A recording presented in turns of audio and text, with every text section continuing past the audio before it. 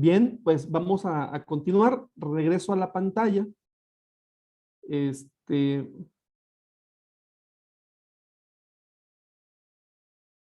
Y ya aquí ya estamos acabando con este formatito, ¿no? Dice el punto 12, verificar la asistencia de todas las personas. Aquí el punto es,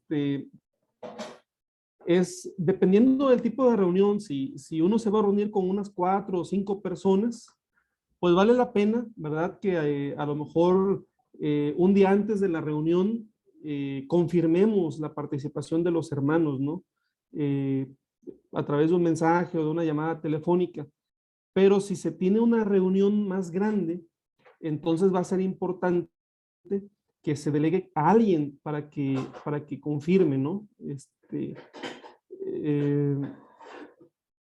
es, es, es muy importante el poder tener a alguien que confirme a los que van a asistir, ¿sí?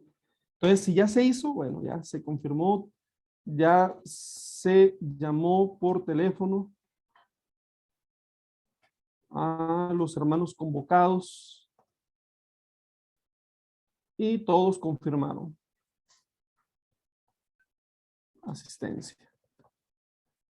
Ajá. Y después dice,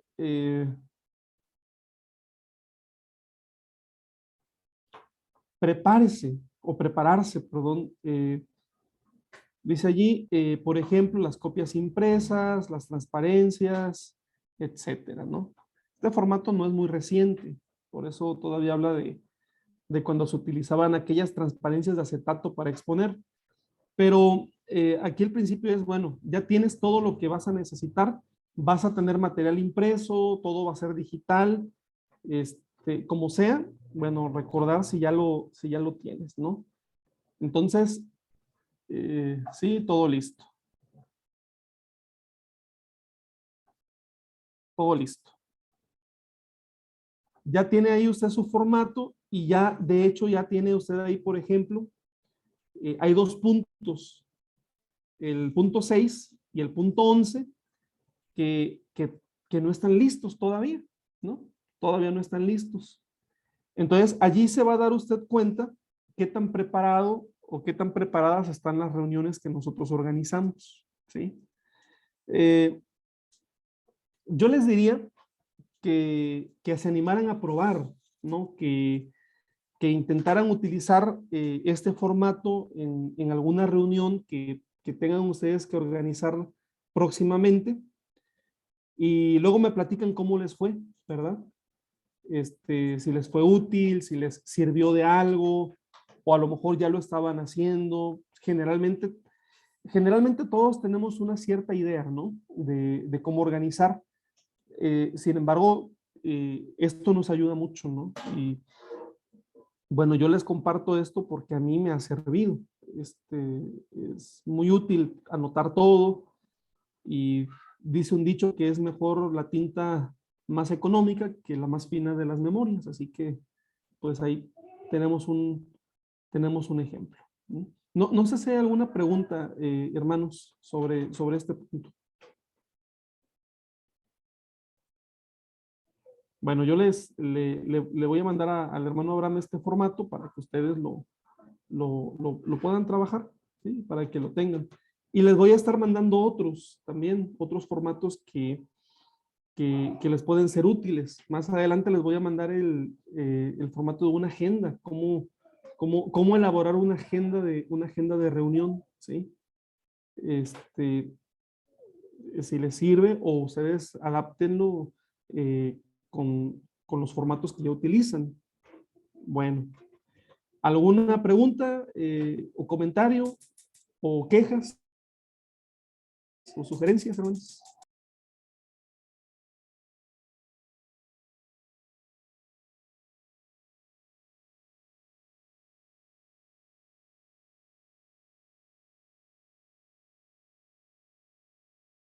Bueno, vamos a regresar a la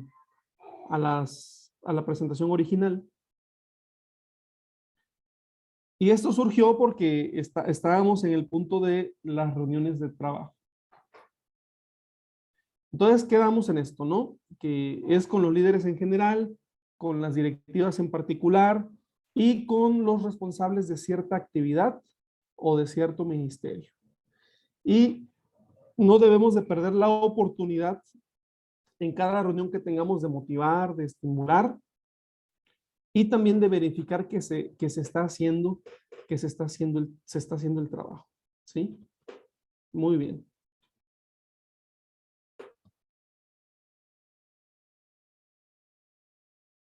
Controlar cómo se ha hecho. Eso es en esencia lo que nosotros revisamos cuando de controlar estamos hablando.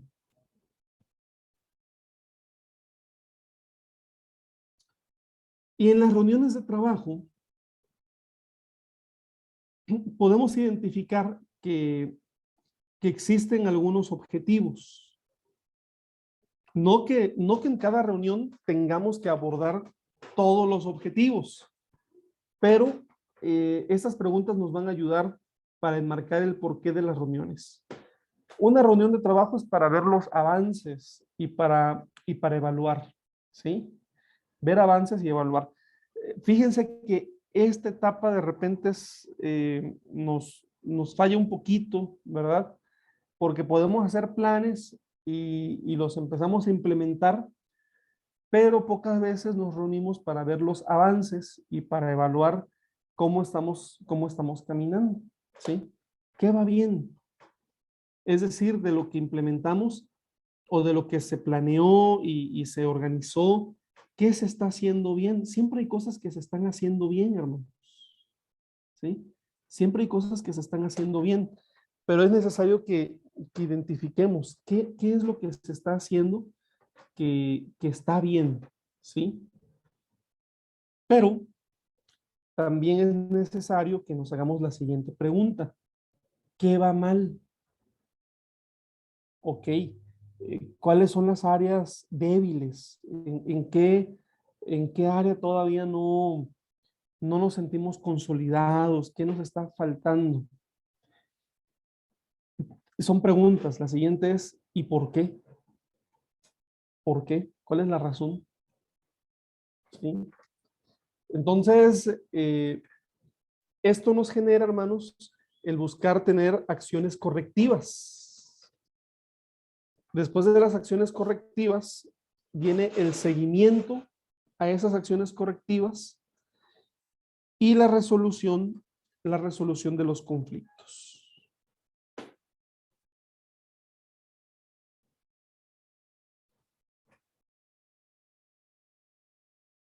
Bueno, lo mismo, pero ahora en caricatura, ¿sí? Aquí está el hermano Esdras, ¿verdad?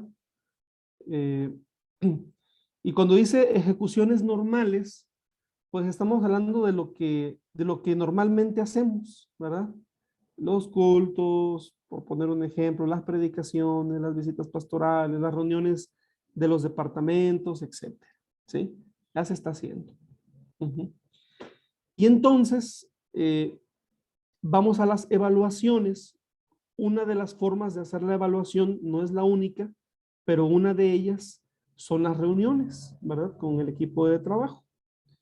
Y en estas evaluaciones, la intención es saber qué tanto nos hemos acercado a nuestro objetivo, ¿sí? ¿Qué tanto nos hemos acercado a nuestro objetivo? A ver, hermanos, vamos a ponernos el proyecto de comprar un nuevo equipo de sonido para nuestra iglesia. Ya el equipo de sonido que tenemos en la iglesia ya está muy viejito, ya dio todo lo que tenía que dar, ya necesitamos otro nuevo, ¿verdad? Ok, bueno, entonces vamos a hacer un plan de trabajo, un plan de acción para, eh, generar fondos económicos y poder adquirir el equipo de sonido. ¿Ok? ¿Qué fondos, qué vas a hacer? Bueno, a lo mejor vas a hacer ventas de comida. Bueno, perdón, no sé, hermanos, a lo mejor no, a lo mejor voy a ser indiscreto o voy a decir algo que pueda sonar mal, discúlpenme. Bueno, yo voy a hablar de lo que es mi contexto, ¿verdad? Y si estoy diciendo algo que esté mal, ya ustedes me sabrán disculpar, ¿verdad? A lo mejor ventas de comida, porque acá se vende comida en las iglesias a veces, ¿no? Para recabar fondos. Bueno, ¿y de qué otra manera vas a recabar fondos? Pues vas a hacer una rifa, o vas a hacer una tanda, o los jóvenes se van a poner a lavar carros el fin de semana, ¿verdad? O van a hacer una venta de pollos o de carne, no sé, ¿verdad? Lo que sea. Es decir, vas a generar las estrategias de cómo recabar fondos, ¿verdad? O la otra, ¿verdad? Si el equipo de sonido que tú quieres te está costando, ¿qué será? Vamos a hablar de unos $2,000, por poner un ejemplo, pues vamos a distribuirlos. Entonces a los jóvenes les tocan $500, a la femenil 500, a los varones 500, a los adolescentes y niños 500, y que cada uno de esos departamentos se organice, que hagan los eventos que tengan que hacer, pero ellos van a llegar a la meta, ¿no? Ok, hasta ahí vamos bien, ¿verdad? Entonces, bueno, pues estamos a mitad del proyecto y nos reunimos y vamos a evaluar. Y bueno, resulta que femenil, como siempre, lleva la delantera. Femenil cumplió con sus $500 y además con otros $300 más, ¿no? Esa es femenil en la iglesia, ¿no? Pero de repente, bueno, los jóvenes ahí van, pero todavía no llegan a los 400. Los niños están trabajando, pero apenas llevan 200. Los varones, ay, los varones, ¿verdad? Los varones, ahí van los varones, ¿verdad? Ok, se hace la evaluación, ¿verdad? Entonces, ¿sabes qué? Todo va marchando sobre ruedas. Seguimos así como vamos. Seguimos como vamos porque vamos hacia el objetivo muy bien. Pero ¿qué tal si no vamos como necesitamos ir? Entonces, ahí viene otro punto, las correcciones. ¿Me explico? A ver, ¿qué está pasando? Vamos a hacer correcciones. Es un ejemplo, nada más, ¿verdad? Pero aplica para todo, ¿no? Aplica para las reuniones, aplica para, etcétera, aplica para todo, ¿no? ¿Por qué se tienen que hacer ajustes?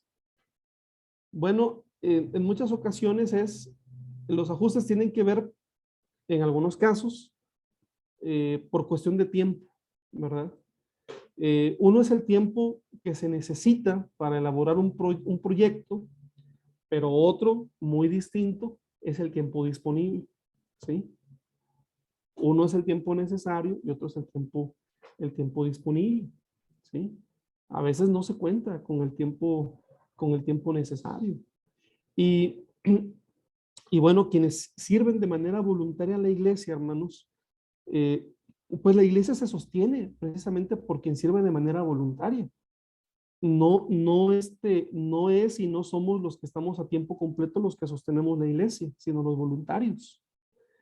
Y, y bueno, el voluntario no da el tiempo que le sobra, da su tiempo disponible, ¿verdad? Y hace mucho con ese tiempo disponible. Pero eso requiere en muchos casos hacer ajustes, ¿sí? Hacer ajustes.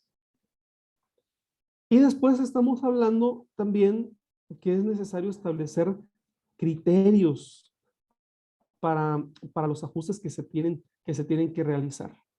Recordarán ustedes que hablábamos también en una de las clases anteriores que nuestros proyectos tienen que ser proyectos razonables, tienen que ser proyectos coherentes con nuestra realidad. En otras palabras, tú no le puedes pedir, por ejemplo, a los niños que generen un proyecto que traiga la misma ganancia económica que a otro sector de la iglesia. ¿Me explico, hermanos? Eso es lo razonable, ¿sí? Entonces hay que ir estableciendo criterios. Bueno.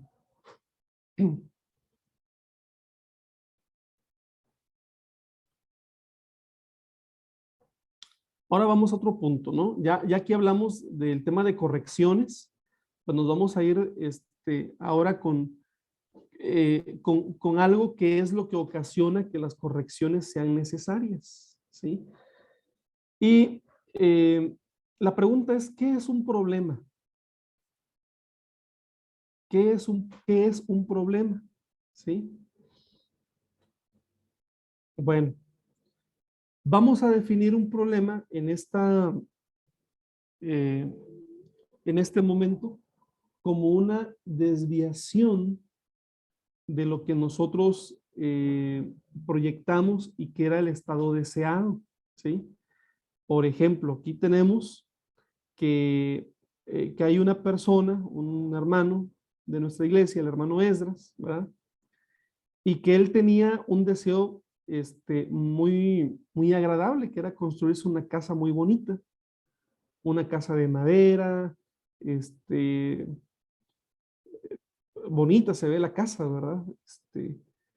Entonces él dice, bueno, vamos a construir la casa. Y hay un punto en el proyecto donde hay un problema. Y aquí vemos eh, al arquitecto, ¿verdad? O al ingeniero de la obra, que está muy molesto porque de repente eh, el que quería construir su casa se queda sin dinero, ¿verdad? Qué problema, ¿verdad? Ya no tiene con qué seguir para construir porque pues se le acabó el dinero, ¿sí? No planificó, o sea, no pensó si lo que él quería hacer, si él tenía el recurso suficiente para hacerlo. Entonces, uno es lo que él deseaba, pero el estado real es otro, ¿verdad? Y eso ocasionó una desviación.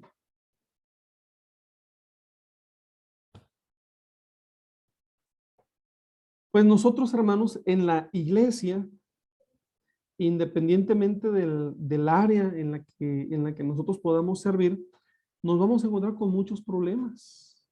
Esa es la realidad, nos vamos a encontrar con muchos problemas que resolver. Así que aquí vamos a ver en esta etapa de la clase un proceso para la toma de decisiones. Tenemos que tomar decisiones eh, que tienen que ver con problemas. Y el primer punto en este proceso es definir el problema. Vamos a llamar al problema por su nombre, definir el problema. Describa de manera específica el problema. Describa de manera específica el problema, ¿sí? Y para hacerlo, echamos mano de algunas preguntas. ¿Qué crees que causa el problema? ¿Qué crees que causa el problema? ¿Dónde? ¿Cómo? ¿Y qué está pasando?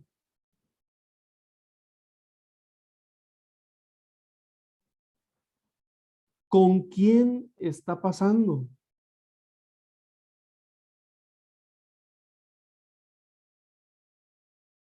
Y cuarta pregunta, ¿por qué está pasando? ¿Sí? Son preguntas eh, muy directas, muy claras, ¿verdad? Este, y, y creo, hermanos, que en un sentido de liderazgo, el saber plantear estas preguntas es muy bueno, es muy benéfico, ¿sí? Como líderes tenemos que buscar hacer estas preguntas.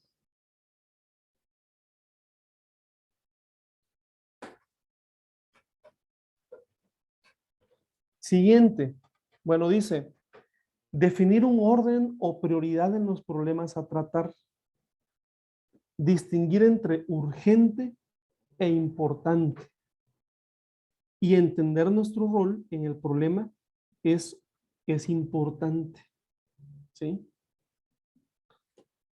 ¿Cómo distinguir, hermanos, entre lo urgente y lo importante? ¿Cómo distinguir entre lo urgente y lo importante?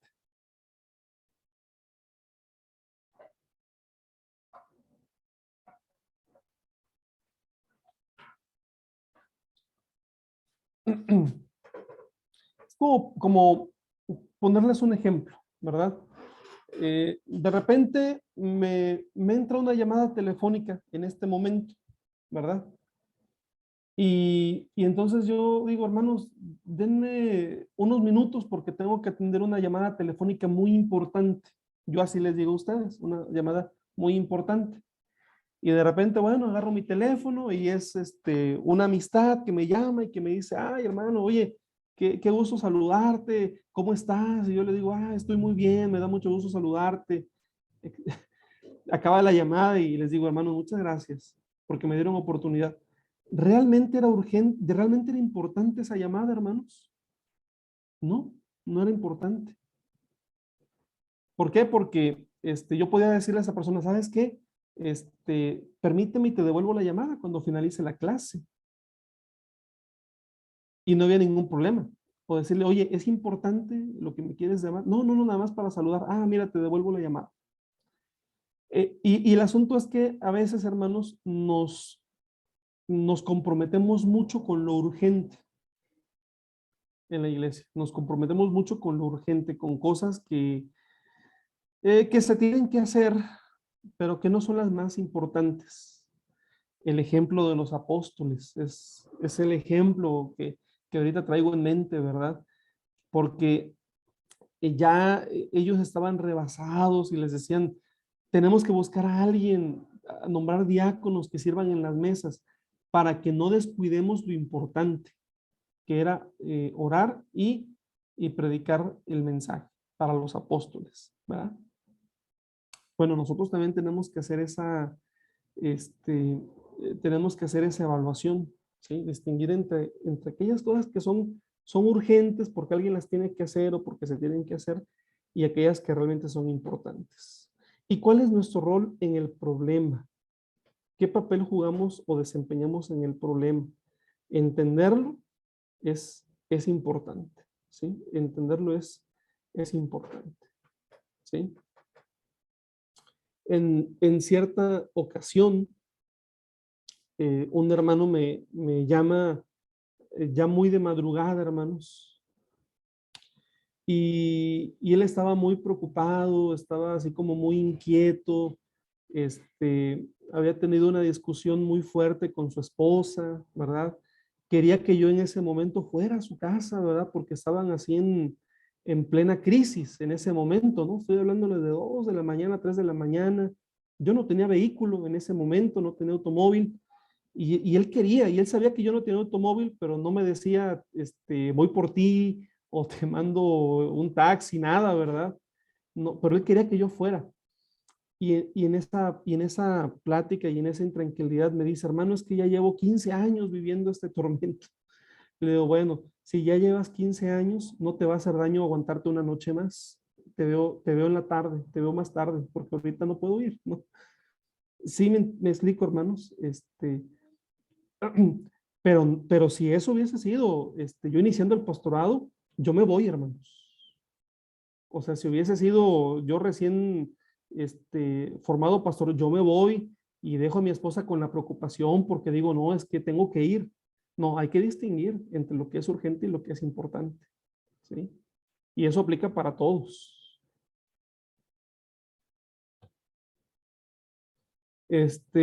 Busca las causas potenciales del problema. Ok, hay un problema, el que sea. Pues vamos a ver qué es lo que está causando el problema, ¿sí? Creo que era la hermana Norma quien ponía un ejemplo, ¿no? De que es que los jóvenes no quieren reunirse, ¿no? Ah, bueno, hay que buscar las causas. Y una forma de buscarlas es preguntándoles a ellos, ¿no? Oye, ¿por qué no te quieres reunir? ¿Por qué no quieres, por qué no quieres reunirte, ¿no? Eh, Mi esposa y yo tenemos 2 hijas adolescentes.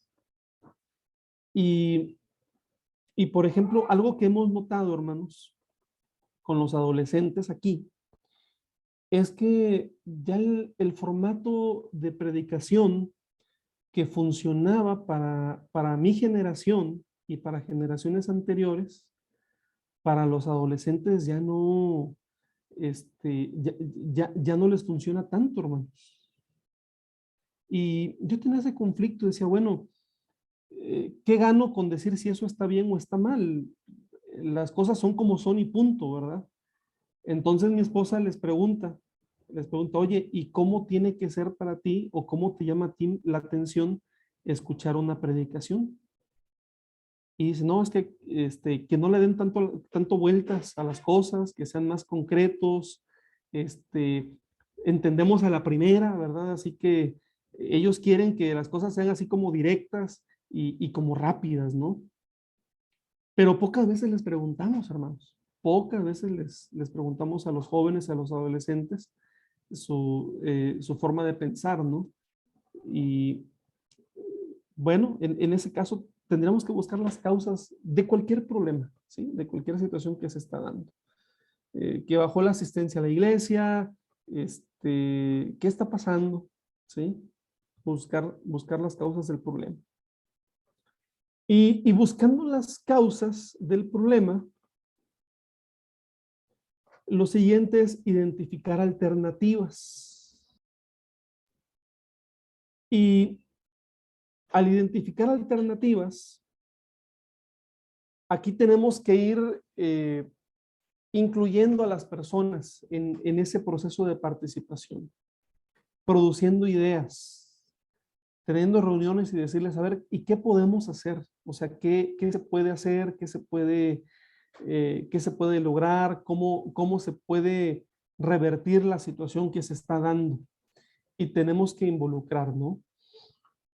Ya les decía anteriormente, ¿verdad? Que algo que funciona, pues precisamente es eso, ¿no? Que se les permita a las personas identificar las soluciones y además de identificar las soluciones, ser parte de la solución, hermanos.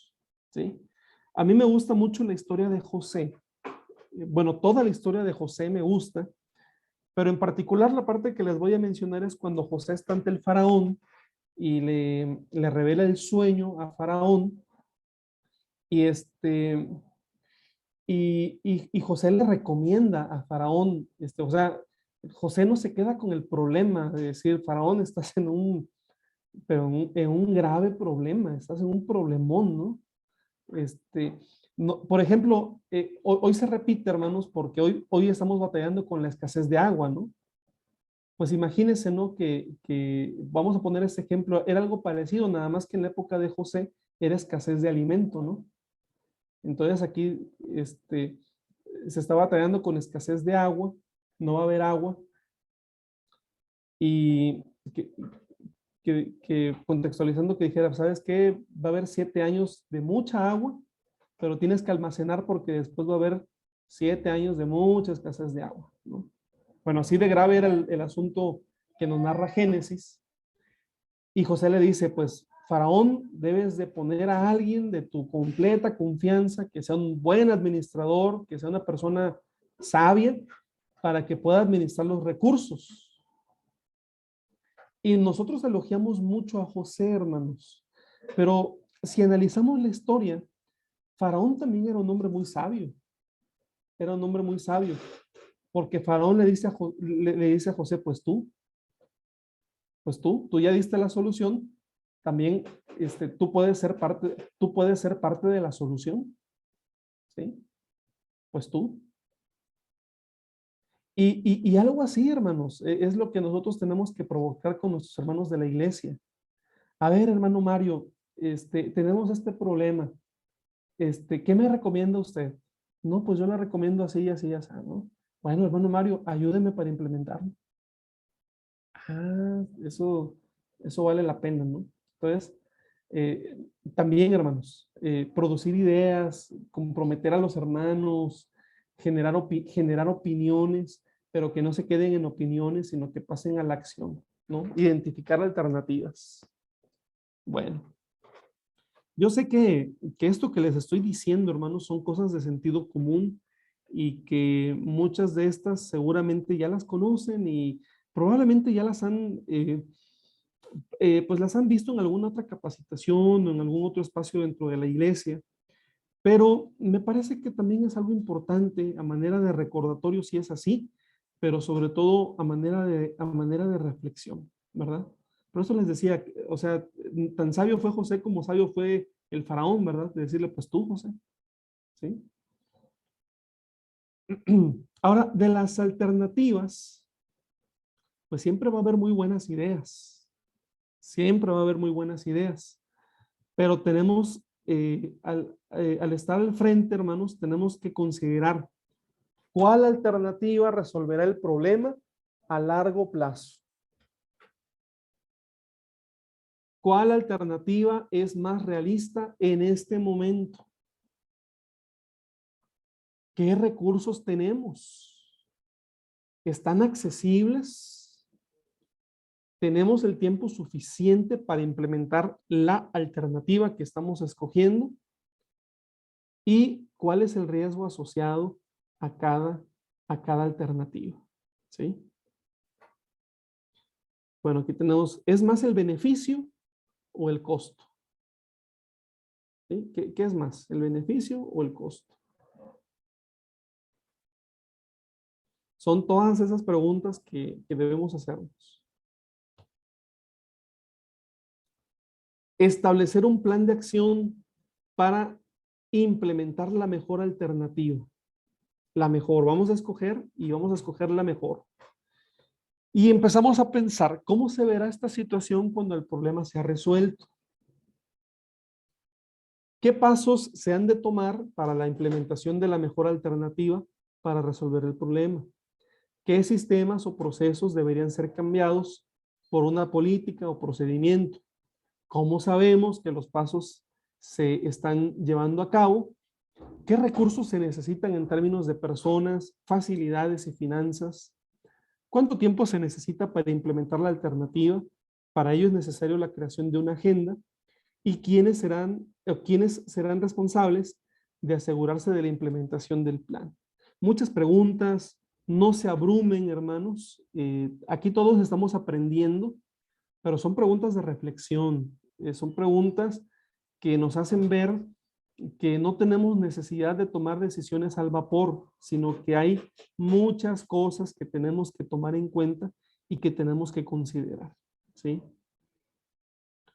Monitorear la implantación, algunos aspectos a considerar, observar que se esté dando lo esperado a través de la implementación, cotejar que se esté llevando a cabo el itinerario o la agenda programada, y si el plan establecido no está dando los resultados esperados, entonces favor de revisar el plan, ¿sí?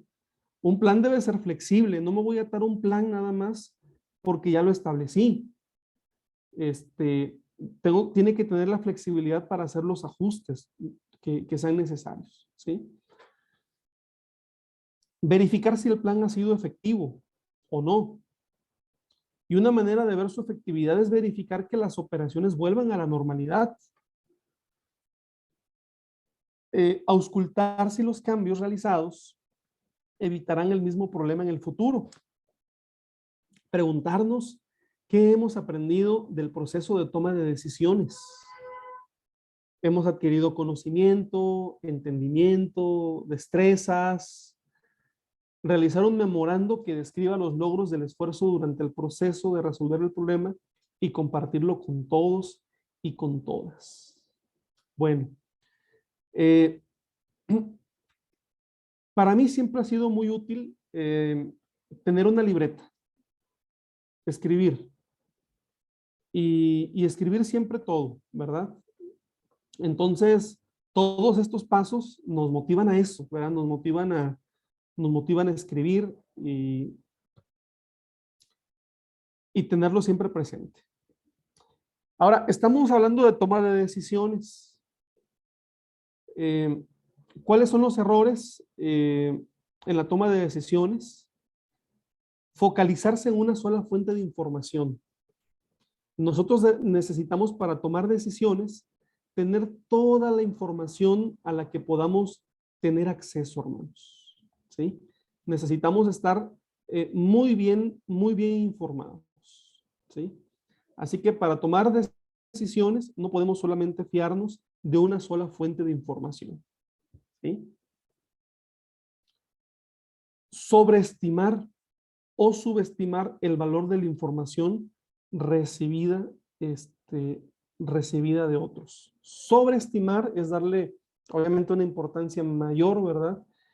Pero también otro error es no darle ninguna importancia, ¿no? No darle ninguna importancia. Hace poco, hermanos, tuve una reunión con un consejo local, que es como la comisión administrativa. Perdón que les ponga así algunos ejemplos, ¿no? A lo mejor hago malo o no, pero es con el propósito de ejemplificar. Y estaba yo pidiéndoles dinero para apoyar a un pastor. Y entonces me dice un hermano del consejo local, hermano, es que estamos en la quiebra. Le digo, hermano, no pueden estar en la quiebra si tienen más de 120,000 pesos en su tesorería. ¿Por qué me dice usted eso? Y el hermano me decía, eh,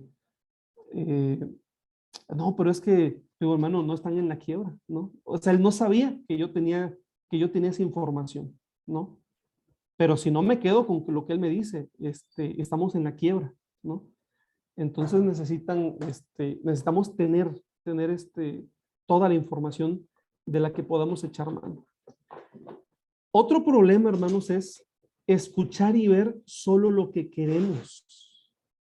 Bueno, esto no tiene mayor explicación, ¿verdad? Escuchar y ver solo lo que nosotros queremos ver. Eso ya nos habla de una falta de objetividad, ¿sí? Entonces, cuando no hay objetividad, entonces es más probable que nosotros tengamos el problema de tomar malas decisiones. No escucharnos. Esta es bien interesante, hermanos, el escucharnos. Pero ¿a qué se refiere el tema de escucharnos? ¿Cómo te sientes cuando estás abordando esta situación? Eh, ¿Cómo sientes tus emociones? ¿No? A eso nos referimos con no escucharnos, ¿sí? De repente tomar decisiones, hermanos, apela mucho al tema emocional en la iglesia. ¿Sí me explico, hermanos? Y el tema emocional en la iglesia puede ser muy fuerte, hermanos, bastante fuerte. Eh, cuando, cuando nuestras decisiones en el liderazgo implican una afectación en el proyecto de vida de una persona, por ejemplo, porque a lo mejor se tiene que aplicar una disciplina o porque se tiene que finalizar un pastorado, eh, pero estoy hablándoles de una área, ¿no? Por ejemplo, ya vas a la iglesia y de repente para la cena del Señor, hay un hermano o una hermana que toda la vida ha donado un mantel para la mesa de la cena del Señor, ¿verdad? Y el hermano tiene, o la hermana, ¿verdad? Tiene muy buena voluntad de hacerlo, pero el pastor dice, este año lo vamos a comprar. Ah, pues tú no sabes, pero eso puede implicar pues una tristeza o una incomodidad o algo en la persona que dona el mantel, ¿no? O sea, afectamos las sensibilidades de las personas. Y yo no digo que esté mal o esté bien, pero ¿cómo te sientes cuando tú tomas esas decisiones? ¿Cómo te sientes? No ofrecer participación, ¿sí? No ofrecer participación. Eh, no podemos hacerlo todos solos, ya lo vimos. No podemos resolver todos solos, solamente nosotros. Entonces, eso tiene que ver con lo que eh, recién vimos, ¿verdad? En el sentido de involucrar a más personas, pero también saber cuál es nuestro papel, hermanos. O sea, si usted tiene que tomar una decisión, usted la tiene que tomar, ¿sí? O sea, si a usted le corresponde tomarla, usted tómela. Pero si es una decisión que a usted le afecta, pero que alguien más la tiene que tomar, entonces usted transfiérala, ¿sí? Porque a usted no le toca tomarla. Hacer de forma unilateral u obligada, ¿sí? Esto se va a hacer porque lo mando yo. Se va a hacer porque yo soy la autoridad, punto. Porque yo así lo digo, punto. No, bueno, hay muchos problemas que nos podemos ahorrar, ¿no? Y hacer las cosas así, de manera unilateral, no nos ayuda. ¿Por qué se toman decisiones poco éticas? Pues bueno, aquí hay algunos puntos. Uno de ellos es por no tener la información correcta, ¿sí? Tenemos que verificar la información que tenemos para tomar las decisiones. O por anteponer sus intereses particulares. Esa también es otra razón. O por presión indebida, ¿sí? O por el simple hecho de llevar la contraria o desear el fracaso de la tarea. O por miedo. O por tener motivaciones negativas, ¿sí? Bueno, pues cerramos con estas preguntas que son con las que hemos iniciado. ¿Dónde estamos? ¿Para dónde vamos? ¿Y cómo le vamos a hacer?